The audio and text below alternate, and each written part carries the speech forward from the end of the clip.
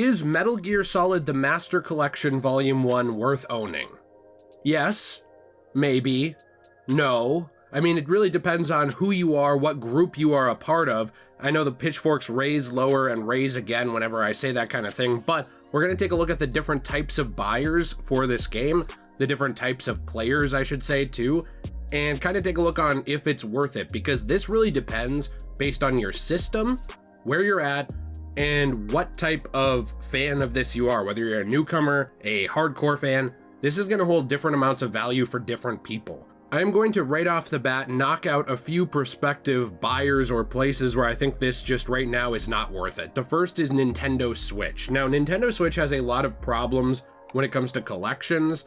I love the Nintendo Switch. It is a great place to play exclusive games. I find myself constantly playing games like Smash Bros. On it. But when it comes to collections like this, there's usually very little actually on the cartridge. So if you're buying this physically, it's pretty much immediately not worth going out of your way to get. The only things on the cartridge for Nintendo Switch are Metal Gear 1, not Solid, Metal Gear, and Metal Gear 2 Solid Snake. That is it. Out of all of the games and all the versions, that's all that's on there. The rest is download. When it comes to the digital downloads, it is better. The problem is you are still at a disadvantage compared to other platforms when it comes to actual performance and what you're paying for and what you're getting. On the Nintendo Switch, there is no 60 FPS option.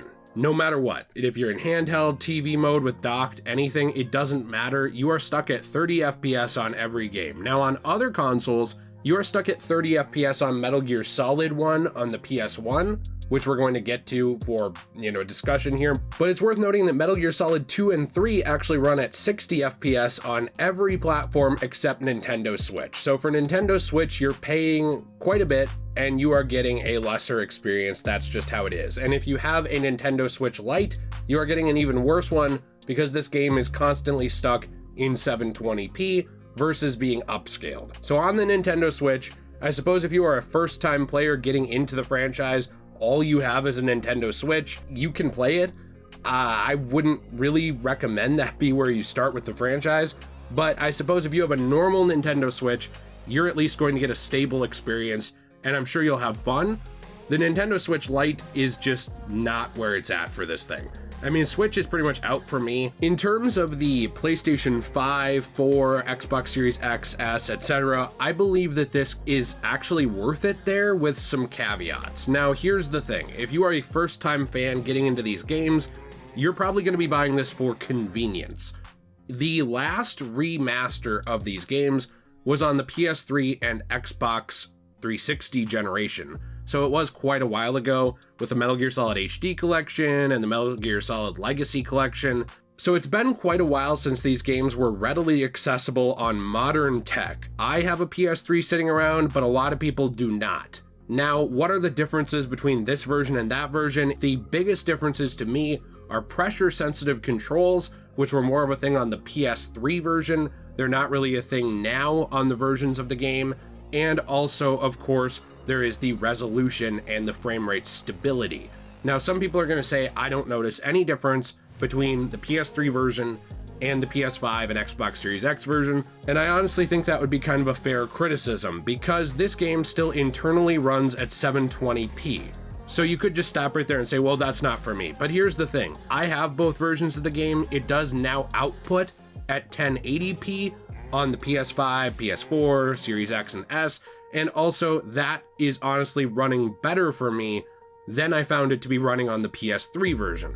Personally, playing on the PS5, I find the controls more comfortable. I was never the hugest fan of the pressure sensitivity anyway. I do think it's a very unique and innovative thing, and there is still the option to play that back on the PS3, but we already didn't have that on the Xbox 360 version of the game anyway, and it ran completely fine there. It wasn't really a problem at all because they just modified the controls to take that into account, and they've done it again here on modern platforms. So the pressure sensitivity problem is not really a problem to me. Maybe it is if that's your preference and you are a hardcore fan of the PlayStation 2 era, but for me it's just not. And I am someone who grew up playing that version of the games, so it's not like I didn't play them, it's just it was never really the biggest deal to me. But I personally noticed the frame rate is much smoother here for me. Now maybe this is just my brain confusing me. I don't have Digital Foundry tech hooked up to my console to measure these things at all times, but Metal Gear Solid 2 and 3 do run very smooth for me on this console, and they look very good. They look to me better outputting at 1080p, even though it's just an upscale, than they did on the PS3 version. But here's the big caveat. Metal Gear Solid 1, they could have done a lot more with. I personally think there's nothing wrong with how this game launched on the PS1. You want to be a purist, put that in, play the game as it was on PS1, that's awesome. Good for you. I too have the disc of that. But I noticed that this was a pretty lazy port of Metal Gear Solid 1. You can put frames in the background, but it is stuck in its original standard definition box. It is not widescreen. There is no widescreen support for this game. The textures are all still warbly and move all over the place like they did in the original PS1 version. And at the time, that was 100% acceptable. That's what the technology could do. But even when you look at games where they actually fixed it up a little bit for PC and then ported it to consoles like Final Fantasy VII, the original, they preserved the original graphics, but they fixed up a lot of this warbly stuff that the original, I guess I would say, release had. It actually made it look a lot better and clearer. And also, Metal Gear Solid is not foreign to that concept either. I personally owned the game on GOG, which is on PC, and I was able to use fan patches and widescreen support fixes, literally all this stuff just from fans, people who enjoyed these games, to get the game running instead of looking like this on the PS1, and arguably it looked even worse on my PC, to now running like this. With widescreen support, a more stable frame rate, it just looks a lot better. I didn't actually lose really the details of the game by actually making it look more steady and not having the wobble effect on all of the textures. This does start to become a technical discussion, which we will get into more in the PC buyer section. But I will say that I think there's a night and day difference between my version of this game on PC, where I fixed it up with all these fan patches and fixes, and it looks great, it runs great, I have controller support on it and everything, and the version on the disc on PS5, and Xbox and all these things. It's just not great. My point being that there's nothing wrong with it, but if people like me, hobbyists, can get these things working better just from other hobbyists who have gotten them working better, who know way more than me, and people like me can install fixes for them, Konami absolutely could have added widescreen support at the very least and kind of toned down the wobbly effects. It doesn't bother a lot of people, that's great. I'm still gonna play through it at least once to get my, trophies, but at the end of the day, when I return to this game, I'm probably just gonna play my version on PC. And to people who say why, because I've seen a lot of purists say, well, why? I think that it was originally intended to run in this resolution, it was originally intended to be this way. I understand that, but personally, I find it hard to see guards, not in a way that makes the game difficult, but just in a way that limits your visibility and really makes it hard to play. I find it harder to actually pay attention to the game because there's a lot of places, especially vents, that are extremely dark in this release of the game, so it's very hard to see where you're going, and I just think the option should be there. Konami did a really good job of this with their Castlevania collections, where those were brought to console and options were given to you based on how you want to play. Do you want to smooth out the game? Do you want to play it jaggedy? How do you want to do it? And usually with games like that, I just leave it as it is. I like those options. My problem is there are not options on the disc right now. Maybe they will be patched in, but they are not here for the console versions. So that's probably the biggest letdown for me with this game on PS5, along with the fact that not everything is on the disc. I really do believe in video game preservation. I believe you should have options, like I said, and I don't really think there should be a clear benefit to buying this game physically or digitally, but there are problems with both.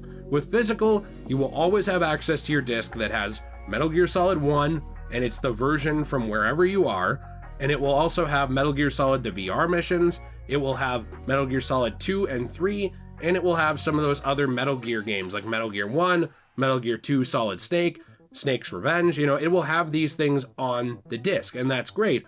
But then there's also things like the Japanese version of Metal Gear Solid 1, or the European version of the VR missions, which is Metal Gear Solid the Special Missions, which are not on disc for people like me in North America. I don't really know why they decided to do this, because these discs could hold all the versions of these games, but for some reason, when you put this game in, if you want to play the Metal Gear Solid Integral version, which is actually a more, I would say, in-depth, advanced version of the game, kind of like a director's cut, it even has an extra outfit and everything, you have to download the Japanese pack. And if you want to play Metal Gear Solid the Special Missions, you have to download a European voice pack. And it's not just a voice pack, it enables the whole game to play. They call it that, but it pretty much just enables you to actually play that game, which isn't really there.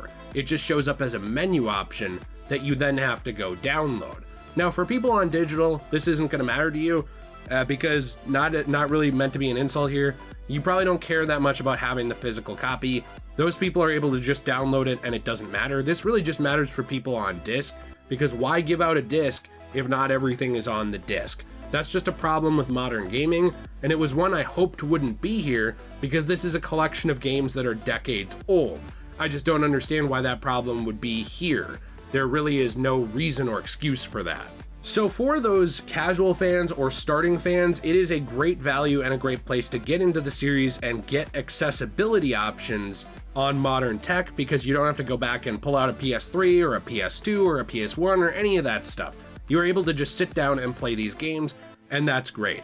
It has some problems. I can play Metal Gear Solid 1 somewhere else, and most people are not going to be bothered by it looking like a PS1 game, because it is a PS1 game. I understand that. My point with it was just that if hobbyists can fix it up and make it run better, and even emulation hobbyists can, using programs like DuckStation, if they can do it, Konami can do it. That's my point, is just that I think there could have been more effort done there. These games are also trophy compatible, which I think is great for modern players. For hardcore fans, I think the Metal Gear Solid Master Books and the Metal Gear screenplays that are included in these games, while they might not sound that interesting to new fans or maybe casual fans, these are actually very valuable and interesting. There's a lot of different options to read these, and why would you want to is the question. Why does it matter? Well, a lot of these are compiled information from many different books from different regions about the Metal Gear games, and also the Metal Gear Solid screenplays are really interesting too, because these are pretty much the Metal Gear Solid scenario books, which cost a lot of money to get at this point. So you are getting a lot of interesting extra value here for these things, and also you are able to, pretty much enjoy rare artwork and other stuff in these releases that isn't normally seen. It's actually really cool. I really like it. There's a lot of options to play background music during it if you want to. Zoom in, zoom out, leave bookmarks on it. This might not sound that interesting to the new fan, but to hardcore fans of Metal Gear Solid or the Metal Gear franchise, there's a lot of lore, interesting backstory, interesting video game guides in here. It's just really neat to see. I'm shocked at the effort that went into including this, and it's something that I do think deserves to be recognized. It's very cool. It's one of the highlights of the collection, and one of the reasons I think it's worth owning for any hardcore Metal Gear fans or people who grew up loving these games and are now coming back to them today. That said, while these are on the disc, I do wish that the Metal Gear Solid graphic novels were. You do have to download those separately. At the end of the day, does it matter that much? No, I mean, they're already all, on YouTube. They're all over the place, but I do just wish that they were on here. That's kind of a problem I have with it, is what I wanted out of this was I wanted the disc to be a comprehensive place where Metal Gear Solid 1 through 3 is preserved in its best possible format and also has trophy support and extras. As is, I don't think it's its best possible format, because I have noticed that PC users, while they did get really screwed on the initial release, have done a lot of things to fix this game up and make it better, and we're gonna hop into them now. The PC version of this at launch was a complete mess for a lot of different issues. First off, it only output at 720p. It messed up things if you wanted to alt-tab out of the games. It was just kind of a disaster. That said, it is getting patched and fixed. It should not have had to have been fixed though. We shouldn't be at the point where we have to do that at launch. A fan even already fixed it to output at 4K, and that's very impressive, but here's the problem with this. I've seen a lot of people argue, well, if I have a PC, I should just emulate these games. I don't want to buy them. And there is a lot of validity to that argument. I actually agree to some extent. Here's the problem with it. There's also a lot of misinformation around these games and how you emulate them and what it does. When you're emulating Metal Gear Solid 1, you have to be very careful that you don't just completely break the game. Raising it above 30 FPS, it can completely break the game. It actually changes how the game performs, it changes it a little bit, and it's not really the same. There is entire technical breakdowns on that. I don't really want to deal with well actually guy in the comments on this one. There are ways to get this game running a lot better on PC, a lot better on PlayStation 1 through emulation, yes, but it is a process is my point. When it comes to Metal Gear Solid 2 and 3, you do have the same problems. If you're starting to, completely crank the FPS up all the way, maybe you're wanting to play these games in 120 frames per second, it is going to change some things. This was actually a problem with Assassin's Creed 3 as well, where it was completely breaking the physics, which is why, they needed to go back and do the FPS boost program, patch stuff in and actually get it running right. Not every game works the same. Some games, you can just run it at 4 times the frame rate and it's 100% fine, it changes nothing.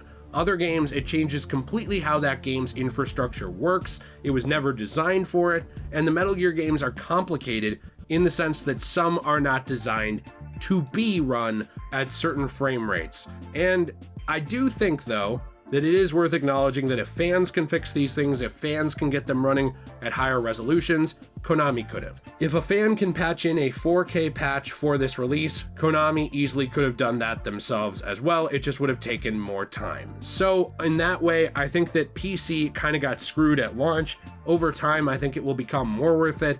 But I've actually seen a lot of arguments that it's easier to just use a PS3 emulator and emulate the versions of these games on the PS3, the original HD collection, or maybe even the Xbox version of it, than it is to emulate the original versions of these games. Because of frame dips, you're having detail problems. Yes, there are ways to do it, but it does involve a lot of workarounds, a lot of fixes, a lot of time, you trying to actually find the settings that work for you. The whole point of the Master Collection was supposed to be accessibility. Overall, I don't think the Metal Gear Solid Master Collection completely sucks or anything. I think there's a lot of people floating around that it's like the worst thing ever, it's like the Antichrist, it's going to destroy gaming, it's the worst effort Konami's ever put out. It's not. There's a lot of great things to be found here depending on the platform you're on and the type of gamer that you are, the type of fan you are, how invested you are in this series. PC and Nintendo Switch especially, I just don't think it's really worth it. I think PC will become worth it.